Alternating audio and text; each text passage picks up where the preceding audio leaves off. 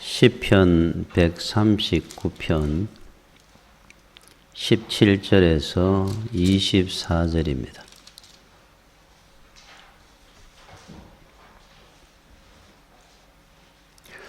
다윗의 신앙 고백이고 기도 제목이 나옵니다.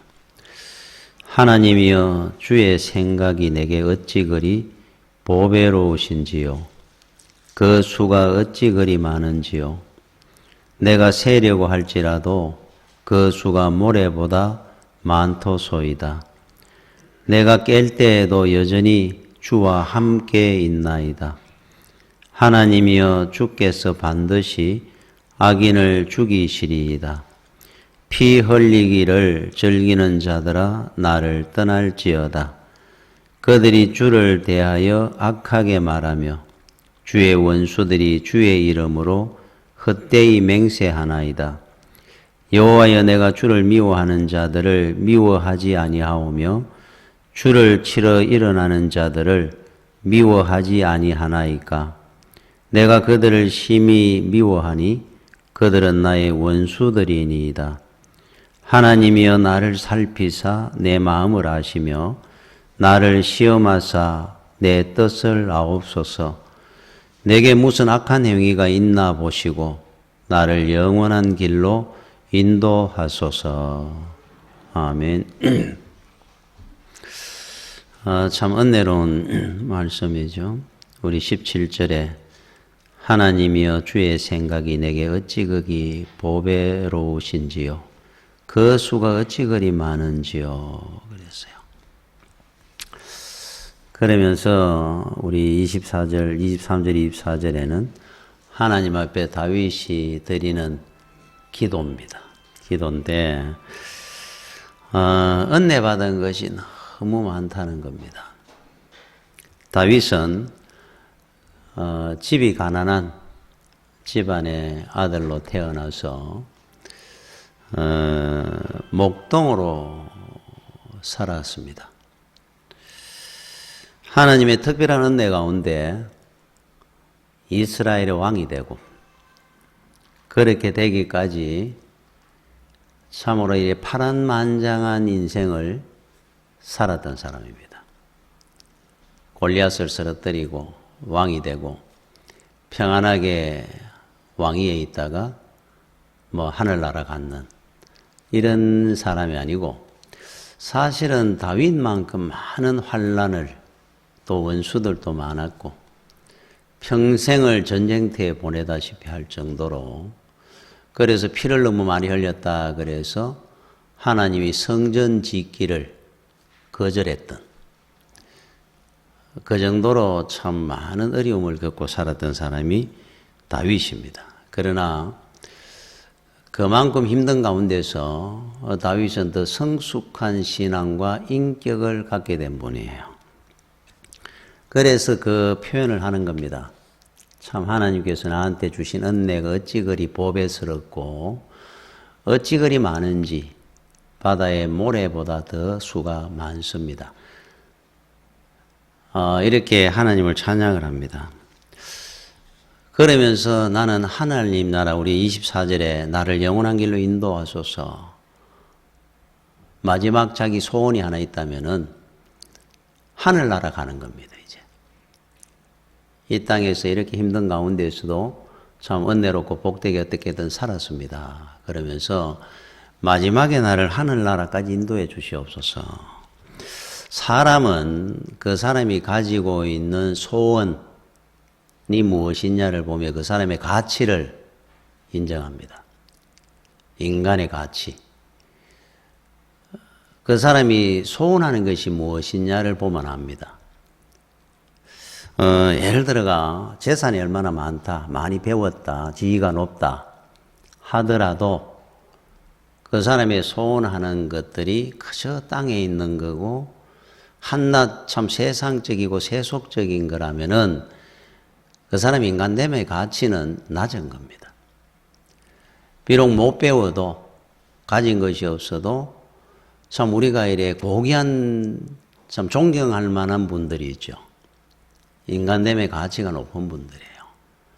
그러니까 그 사람이 뭘 원하고 사느냐를 따지고 그 사람의 인간됨의 가치를 우리가 측정할 수가 있는데 일반적으로 인생은 이렇게 말합니다. 간단하게 한평생을 아주 어렸을 때는 먹을 것만 의식하고 뭐가 잡으면 입에였습니다. 조금 크면은 장난감을 좋아하고 삽니다. 그거보다 좀 덜 크면은 친구를 좋아하고 좀에 더 크면은 이성을 좋아하고 그 다음에는 일을 열심히 하면 일에 빠지기도 하고 그 다음에는 성취감을 즐기고 뭔가 이루고 싶은 욕심, 이루었다는 그 성취감, 보람. 40이 넘으면은 명예를 구하게 되고 자 60이 넘으면은 다시 돌아가 가지고 먹는 것을 또 즐기게 된다 그래요. 이거를 우리가 이제 한평생으로 이래 보면 어떻게 아주 간단합니다. 인생이라는 게 그죠? 그 시점마다 무엇을 좋아하고 즐기고 한평생 그냥 가는 겁니다. 그런데 그렇다고 한다면 여러분들의 소원은 무엇입니까? 그 나이에 맞도록 진짜 뭐 장난감 좋아하다가 친구 좋아하다가 이성을 좋아하다가 일을 좋아하다가 뭐 명예를 좋아하고 다시 또 먹을 걸 좋아하고 내 나이에 따라 가지고 그저 그렇게 좋아하다 인생 간다고 한다면은 그 사람 인간됨의 가치는 아주 낮을 겁니다. 사도 바울은 뭘 소원했을까요? 다윗은 지금 뭘 소원하고 있습니까? 우리가 존경하는 분들은 그분들을 우리가 모델로 삼는다면은 과연 우리의 소원함이 무엇이 되어야 되느냐? 나이가 얼마든 간에 여러분들의 기도 제목이 무엇입니까? 그저 건강을 위해서 어떤 재물을 위해서 내 자식을 위해서 이거는 물론 귀한 기도입니다. 그러나 사도 바울 같은 경우는 아마 자신을 위한 기도보다는 이웃을 구원을 위해서 하나님 나라를 위해서 기도 수준이 좀 안 달랐겠습니까? 넓고 폭이 그걸로 우리는 신앙의 성숙을 아마 측정할 겁니다. 그래서 우리도 좀 이제 넓혀 나가야 안 되겠습니까? 자, 그런데 여기서 하나 중요한 것이 하나 있어요. 여러분들이 기도를 할 때 또 신앙생활을 할 때 분명히 기본적으로 하나 알아놔야 될 것이 있습니다. 그게 뭐냐 하면은 하나님은 다 알고 계신다는 사실을 먼저 인정을 하고 가야 돼요. 하나님은 다 아신다. 하나님 모르는 게 있겠습니까? 다 합니다. 자, 우리 기도 제목이 있습니다. 내 자녀를 위해서 기도해야 됩니다. 내 건강을 위해서 기도합니다. 하나님이 모르기 때문에 우리가 가르쳐 주는 겁니까? 그렇지 않습니다. 하나님은 다 알고 계시죠. 내보다 내 아들의 문제를 더 잘 압니다. 내가 낳은 내 자식보다 내 자식을 아는 것보다 하나님이 내 자식의 체질을 더 잘 압니다. 앞으로 내 자식의 인생의 운명을 하나님은 더 잘 아시고 인도하고 이미 계십니다. 그런데도 우리는 지금 눈앞에 있는 걸 보며 자식을 위해서 기도합니다. 그러니까 이 이야기가 뭐냐면 기도는 하되 결과는 하나님 앞에 맡겨야 된다 하는 이유입니다. 그렇지 않으면은 하나님은 지금 내 아이를 더 좋은 길로 인도해 가고 계시는데 더 좋은 것을 주시는 하나님이시니까 나는 시야가 좁으니까 단편적으로 보니까 무조건 이렇게만 되면 잘 될 것 같아요. 세상 사람들이 다 가는 그 길로. 그래 이걸 위해서 기도합니다. 하나님은 지금 내 아이를 어느 쪽으로 인도하고 계시고 있는데 그게 가장 복된 길이라 생각하시고 이미 하나님은 아시니까. 근데 나 이쪽으로 자꾸 달라는 겁니다. 안 이루어져요. 그러면 우리는 낙심이 옵니다. 시험이 듭니다. 그래서는 안 된다는 이야기를 하는 겁니다. 하나님이 가장 복되고 좋은 길로 내 아이를 인도하고 있습니다. 이미 이 땅에 나기 전에 예정되어 있습니다. 그거를 일단 알고 기도하라는 거죠. 인정하고. 그래서 기도를 한 결과에 대해서는 하나님 앞에 맡기는 겁니다. 나는 기도는 하지만은 해야죠. 또 그러나 그 결과가 안 이루어질 때는 내가 원하는 것보다 하나님이 인도하시는 길이 더 좋은 길이 있으시구나라고 생각을 하라는 뜻이에요. 우리 창조주 하나님은 이미 다 알고 계시니까. 그래서 우리는 어떻게 하느냐? 소원은 두 대. 하나님은 다 알고 계신다는 사실을 인정하고 믿는 겁니다. 하나님을. 이게 굉장히 중요한 겁니다. 여러분들이 아마 여러 번 들었을 겁니다. 헨리 포드 일화 중에 포드 자동차 창업주, 포드 자동차를 만들었던 분. 그냥 와가 CEO였던 분이 아니고 이분은 자기가 직접 자동차를 만들며 회사를 세웠던 분이에요. 자, 고속도로를 달리다 보니까 자동차 하나가 고장이 나 있습니다. 포드 자동차입니다. 자기가 만드는 자동차입니다. 궁금하지 않았겠습니까? 저게 왜 고장이 났을까? 지나가다 옆에 세웠어요. 보니까 이미 정비사가 출장을 나왔는지 와가지고 고치고 있습니다. 근데 이 사람이 옆에 서가 이렇게 보고 있습니다. 이리저리 만지고 하는데도 못 고치는 거예요. 그래서 이 사람이 제가 좀 볼까요? 그랬어요. 그러니까 정비사가 거치장거리니까 아니 제가 정비사입니다. 그래 옆으로 좀 계십시오. 머리가 희끗희끗한 노신사가 양복을 멋지게 입은 신사가 좀 봐주겠다 그러니까 생각지도 안 했죠. 또 만집니다. 못 고칩니다. 그러니까 옆에 있다가 이분이 장갑을 하나 끼고는 와가지고 장갑 보겠습니다. 그래 비켜줬더니만은 금방 좀 만지다가 시동 걸어보세요. 소리 버덕버덕 들어가면서 다시 또 만지더니만 딱 고쳤어요. 놀랐는 겁니다. 정비사입니까? 물었어요. 아닙니다. 저는 헨리 포드입니다. 그러고 갔다는 거예요. 야, 이 사람은 그 노신사가 어떻게 잘 알았을까? 자기가 만들었으니까. 나사 안 하고 뭐고 자기가 다 조립해가 만들어낸 자동차니까. 보면 압니다. 소리만 들어도 압니다. 우리를 누가 만들었습니까? 하나님이 우리를 만드셨으니까 내보다 내 체질을 하나님은 더 잘 압니다. 내가 나를 아는 것보다 하나님이 나를 아시는 것이 더 확실합니다. 그래서 23절에 다윗은 인정을 하는 거예요. 그거를 하면서 23절에 하나님이여 나를 살피사 내 마음을 아시며 나를 시험하사 내 뜻을 아옵소서. 모르니까 알아달라는 뜻이 아니고 하나님 다 아시고 계시지 않습니까? 하는 내용입니다. 이 말은. 내 마음과 뜻이 어디에 있는지 이미 다 하나님은 다 아시는 분이고 혹 내가 몰라도 하나님은 아시지 않습니까? 그걸 인정해 드리는 거예요. 그죠? 여러분 사도 바울이 은혜를 받고 선교 사역을 하면서 고충이 하나 있었는데 뭐냐? 지병입니다. 뭐 간질병까지 있었다는 설도 있으니까 안질 그거는 뭐 얼마나 심했는지 여러분이 아는 누가복음 누가는 주치입니다.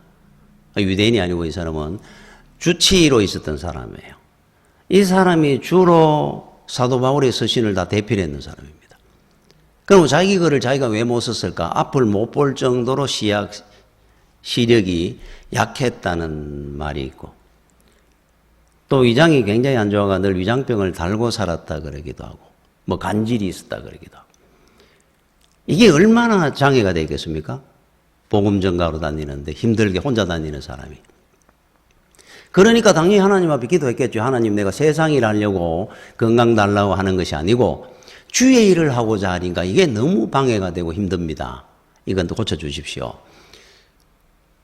당연히 고쳐줄 것 같은데 밤낮 없이 두들겨 맞아가면서 복음 전하러 다니는데 거기까지 위장병까지 있고 안질 뭐 시력도 안 좋고 간질병도 있다 그러면 어떻게 일을 하겠어요?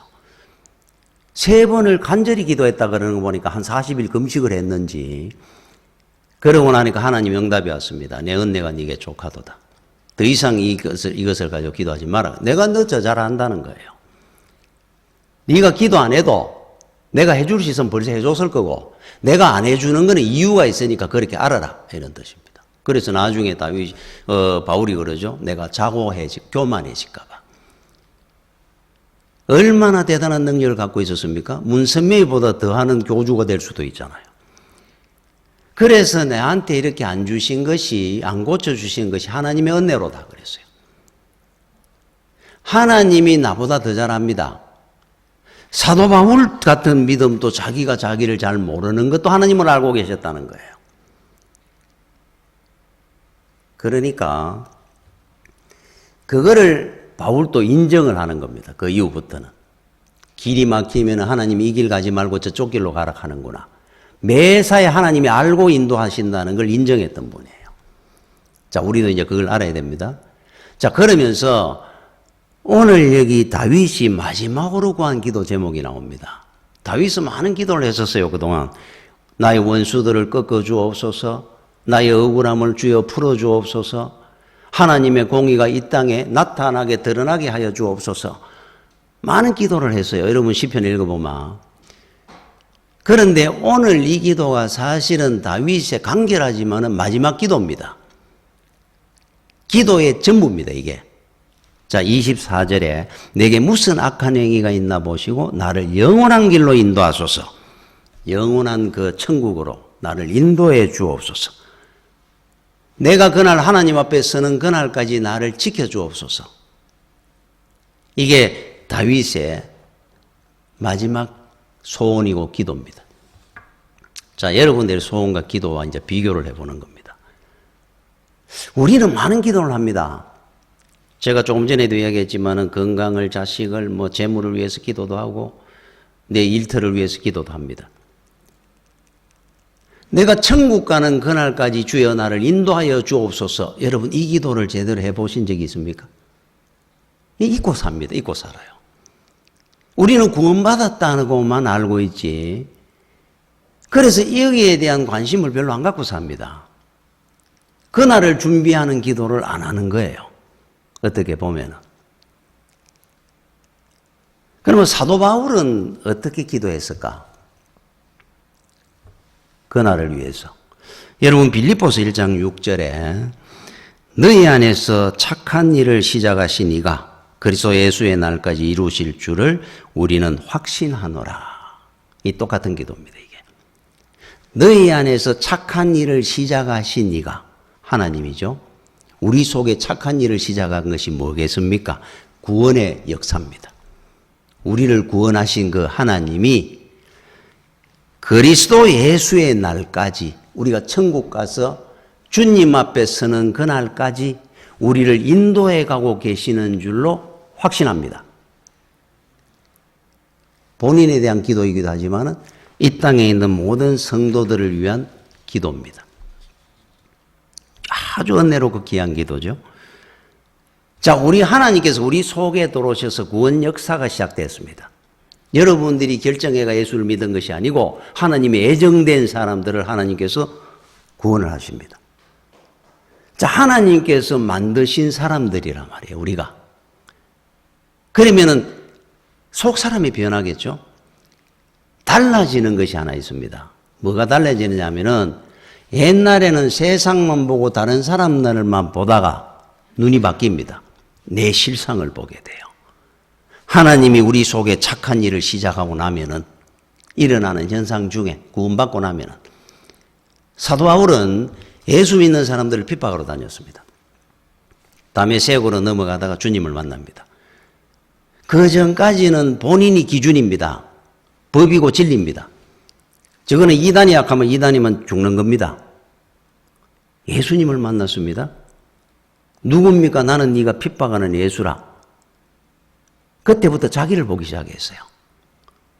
세상에 죽을 죄인이 내였던 겁니다. 이제 보니까. 저 사람들이 아니고 내가 죄인 중에 괴수였어요. 주를 안 만났더라면 평생 예수 믿는 사람 핍박하고 죽이러 다니다가 평생 살았을 겁니다. 이 사람. 주를 만나고 나니까 그때부터 거꾸러져 가지고 자기가 죽을 죄인이라고 평생을 회개하고 삽니다. 자, 하나님께서 우리 속에 와가 착한 일을 시작하고 나면은 일어나는 현상 중에 하나입니다. 착한 일을 시작했으니까. 그죠? 존 뉴턴이라는 분이 노예 상인입니다. 이분은 양심의 가책을 겪었다면은 그런 짓 안 했을 겁니다. 아프리카 흑인들을 사람인데 짐승처럼 끌고 묶어와가지고 팔아먹었어요. 근데 이 사람은 어떻게 생각한 줄 압니까? 자기는 자기 나라에 이 세상에 기여하고 산다 생각했습니다. 공헌하는 자라 생각했어요. 얼마나 많은 인류 문명 발전에 그 흑인들을 붙들어 와가 노예로 서면서 얼마나 자기가 많은 혁혁한 공을 세우느냐, 이런 생각으로 살았던 사람입니다. 이 사람이 은혜를 받고 나니까, 야, 이렇게 죽을 인간이 있느냐. 내가 사람을 팔아먹고 다니는 세상의 사탄마귀보다 더한 인간이었구나. 저 은혜 받고 나니까 바뀌는 겁니다. 자기를 보는 거예요. 그래서 여러분 305장에 나 같은 죄인 살리신 주 은혜 놀라워 잃었던 생명 찾았고 광명을 얻었네. 어메이징 글에 있습니다. 놀라우신 은혜입니다. 나 같은 죄인을 살려줬단 말이에요. 큰 죄악에서 건져선 주 은혜가 놀랍다 그럽니다. 나를 봤으니까. 그죠? 자, 우리는, 여러분들은 하나님의 놀라운 은혜를 받고 있는 하나님의 작품들입니다. 우리가 잘못될 리가 있겠습니까? 하나님이 만드신 작품들이고 하나님의 놀라운 은혜를 받고 구원받은 사람들인데 이것을 보게 되는 겁니다. 세상에 아무리 어려운 일이라도 감사와 찬송이 나오는 이유입니다. 우리가 누굽니까? 누가 우리를 만드시고 누가 우리를 구원했습니까? 내가 결정한 겁니까? 하나님이 하신 거죠. 나를 만드시고 구원하시고 천국까지 인도해 주신 하나님. 여러분, 피카소라는 유명한 화가가 있죠. 이분이 저 시골로 여행을 간 적이 있다 그래요. 일화에.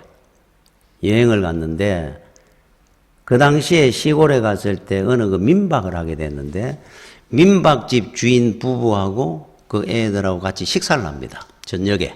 이제 민박을 하다 보니까 식당도 없고 그 집에서 이제 식사도 다 같이 하고 합니다. 그러니까 같이 식사를 했습니다. 이 사람이 유명한 피카소인 줄을 모르는 겁니다. 뭐 도시에 있는 사람들은 피카소 그러면 얼굴만 봐도 저 사람은 어디서 봤는 것 같은데 그러다가 알 수도 있는데 이 시골에 살던 분들이라가 피카소를 몰랐던 거예요. 이 사람이 펜만 몇 장 걸쩍거리면 이게 돈으로 가치가 환산이 안 될 정도로 엄청난 대단한 화가인 줄을 모르는 겁니다, 지금. 자, 그런데 그 집에 5살 먹은 딸이 재롱을 피우고 노래도 부르고 춤도 추고 피카소가 너무 그날 저녁에 즐거웠습니다. 그 아이의 옷에 보니까 앞에 조그마한 손수건을 요래 탁 꽂아가 있어요.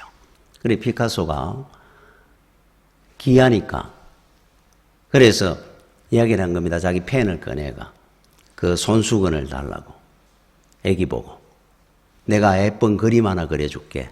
그 손수건 다오 그랬어요. 그러면서 그 아이가 걔는 손수건을 이렇게 들고 있는데 이렇게 받았습니다. 펴가지고 그릴라 그러니까 애가 웁니다.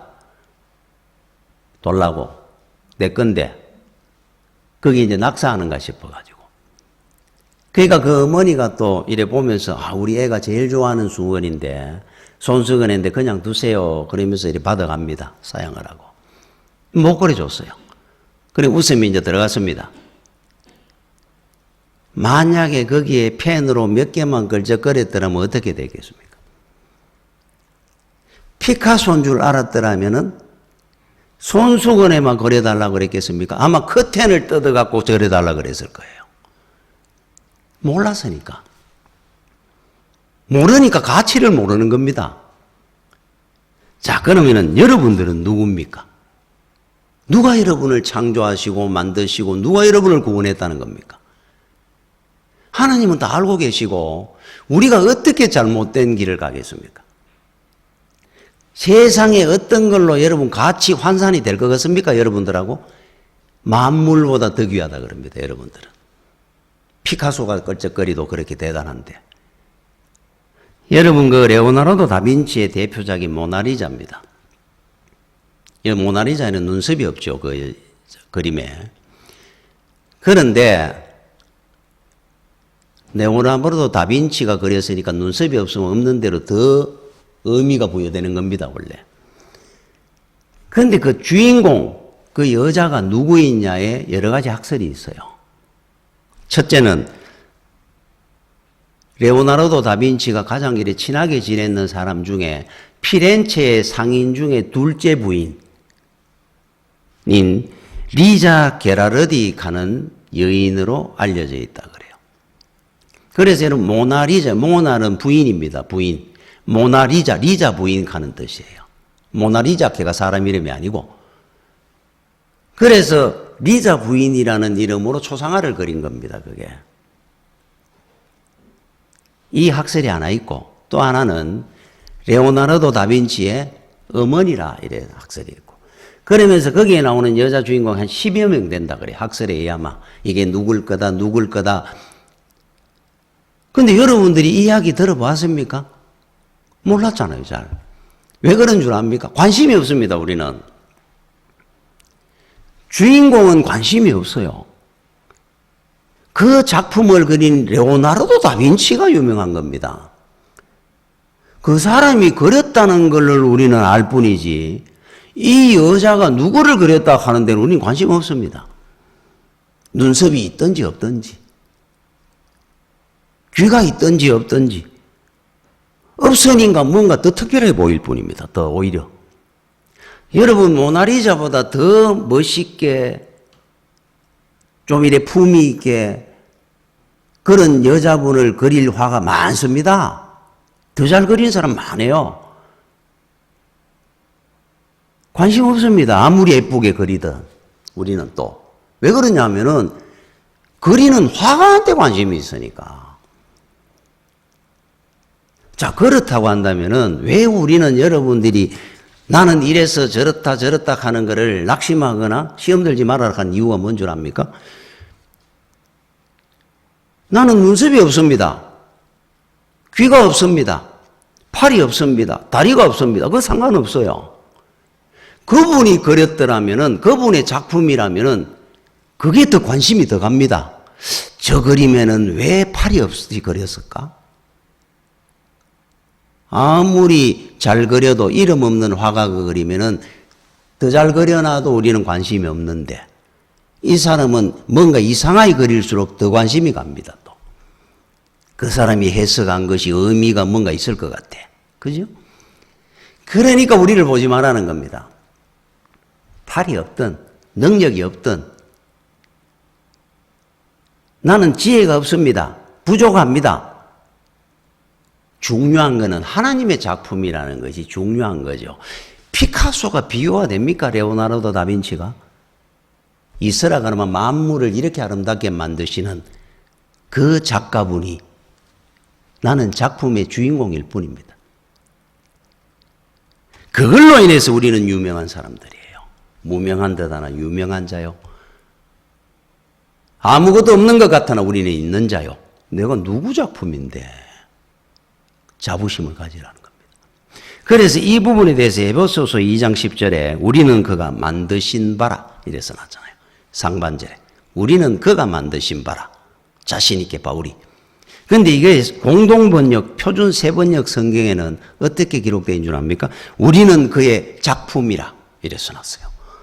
그대로 써놨습니다. 우리는 그의 작품이라. 우리는 그가 만드신 바라. 표준 세번역에는 그렇게 써놨습니다. 우리는 여러분들은 하나님의 작품들이에요. 염려할 거 있습니까? 하나만 소원하면 됩니다. 천국 가는 것만 우리는 소원하고 살면 돼요. 이 땅에 문제가 뭐가 있겠습니까? 하나님의 작품인데 하나님이 끌적끌적하니까 만물이 만들어지는 그분이 만들었다는데 여러분 교회가 뭔 줄 압니까? 하나님의 작품 전시회자입니다. 지금 여러분들 하나님 작품들이 다 모인 거예요. 전시하고 있는 겁니다. 하나님이 보여주는 겁니다. 내 작품들을 보라고. 여러분들은 그런 자부심을 갖고 살아야 돼요. 주일이 어떤 날인 줄 압니까? 작품 전시회 하는 날입니다. 오늘이. 누구의 개인전입니까? 하나님 아버지 개인전 하는 날이에요. 우리가 뭐를 불안할 게 있습니까? 두려울 게 뭐가 있겠어요? 나는 뭐가 부족합니다. 아무 상관없습니다. 부족한 것 때문에 더 의미가 있는 겁니다. 그거는. 더 의미가 있는 거예요. 여러분 김성종 신부라는 분이 그 글에 보면은 이런 내용이 나옵니다. 태어나면서부터 꼽추이였던 한 여자 소녀가 있었는데 17살까지 문 밖을 출입을 거의 안 했습니다. 사람들을 꺼려하게 되고. 그러다가 하는 사람들이 설득을 하고 해가지고 중고동부 수련회를 따라갔어요. 은혜를 받은 겁니다. 실상을 본다 그랬잖아요. 은혜를 받았는데도 불구하고 그래도 사람들 앞에 드러내기가 부끄러워하면서 있는데 어느 날인가 자기 집에 창문을 밖에 열어보니까 쓰레기장이 있습니다. 쓰레기 분리수거 해놨는.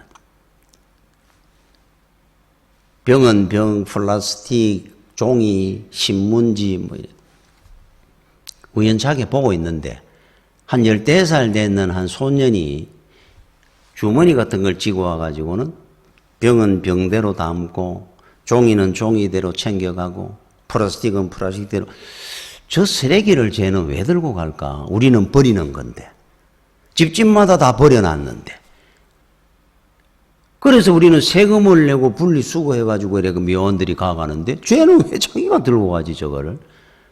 그래서 내려가게 돼가 묻게 된 겁니다. 하루는. 왜 너는 쓰레기를 가지고 가느냐?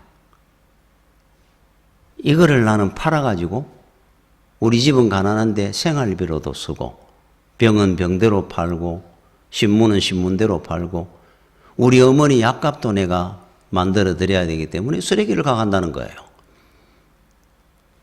충격을 딱 받은 겁니다. 나는 내 스스로 세상에 쓰레기 같은 존재구나라고 살아가지고 부끄러워 얼굴을 못 내밀고 살았는데 쓰레기도 이렇게 많은 일을 하고 사는구나. 많은 사람을 도와주는 쓰레기도 있구나. 그렇다면은 나도 얼마든지 사람들을 위해서 헌신할 때가 있겠구나. 생각을 바꾸는 겁니다. 은혜를 받으면은 시각이 달라집니다. 아름답습니다. 자기 자신도 세상도 하나님의 작품들임을 알게 돼요. 그때부터 나와가지고 봉사도 하고 헌신도 하고 열심히 살아가는 이야기를 써놨어요. 우리는 다른 사람들입니다. 그래서 은혜를 받고 하나님께서 우리 속에 착한 일을 시작하고 나면은 일어나는 현상 중에 하나가 나를 보게 되고 세상 보는 시선이 달라집니다. 시각이.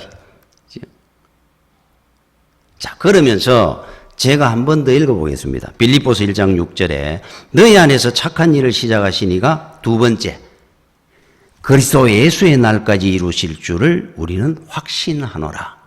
그리스도 예수의 날. 그날 하나님 앞에 서는 그날까지 우리를 인도해 가실 줄로 확신합니다. 한 명도 안 놓칠 겁니다. 야, 그리스도 예수의 날에. 여러분들은 인생을 어디다 소원을 두고 어디다 초점을 맞추고 삽니까?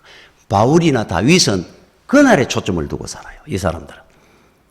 우리 믿음의 조상들 아브라함부터 해가지고 다니엘이든 다윗이든 사도 바울이든 주기철 목사님이든 전부 그날을 바라보고 살았던 사람입니다. 오늘을 보고 살았는 사람이 없습니다.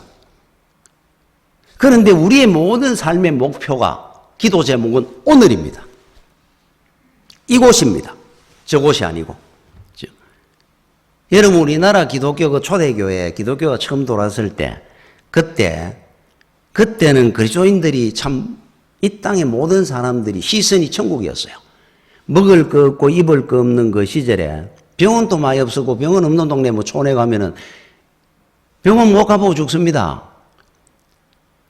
그런 시절에는 애가 아프면은 교회 가가 기도했습니다. 병 낫게 해달라고. 아이들을 위해서 기도하는 기도 제목이 오직 우리 아 나중에 밥 안 굶고 살게 해달라고 기도했어요. 그러나 그 시절에는 소망이 있었습니다. 천국에 대한 소망과 기대를 갖고 살았습니다. 성도들이. 이 땅에 별 소망거리가 없었으니까 또. 천국이 소망이었어요.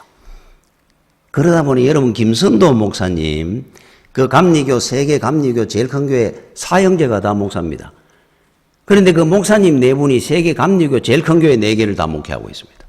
김선도 목사님 광림교회, 김홍도 목사님 금남교회, 김국도 목사님 임마누엘이 잠실에 있는 큰 교회. 그 다음에 김건도 목사 막내 21세기 교회, 세계 제일 큰 교회 4개 목회를 다 하고 있어요.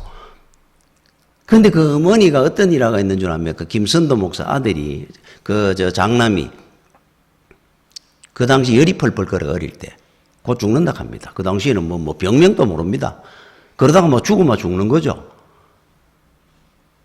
그런데 집안 어른들이 와가지고 그럽니다. 무당은, 용한 무당이 있는데, 그 구슬하면은 산다는데, 그래서 어느 집에도 이럴 경우에 구대 가고 살았다는데, 니는 뭐 하고 있느냐?